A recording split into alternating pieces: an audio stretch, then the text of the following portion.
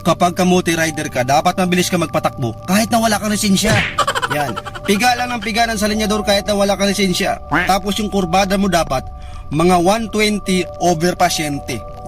Pasyente ka talagang damuho ka kapag nadisgrasya ka. Tapos send mo yung Gcash mo for donation dyan sa kabubuhan mo. Yan. Ganyan dapat yung mindset. Tapos yung focus mo dapat, mabilis ka lagi kasi natatay ka, di ba? Tapos, pag namumutor ka, huwag kang mag-helmet. Huwag kang mag-helmet kasi matigas naman yung ulo mo talaga, hindi ka marunong makinig.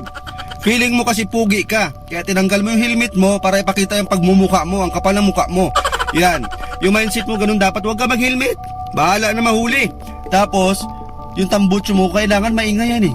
Kasi kulang pa. Lakasan mo pa. Yung maabot talaga sa kabilang nayon. Ganun dapat yung tambutso mo.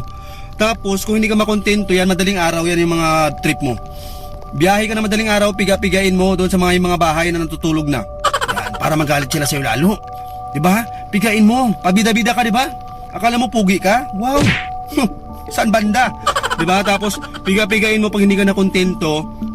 Yung tainga mo, ilapit mo sa tambutso, i-connect mo doon. Tapos, pigain mo ng gusto para marinig mo. Para matauhan ka. Ganun dapat yung mindset. Yung focus mo kasi dyan, dapat piga lang ng piga.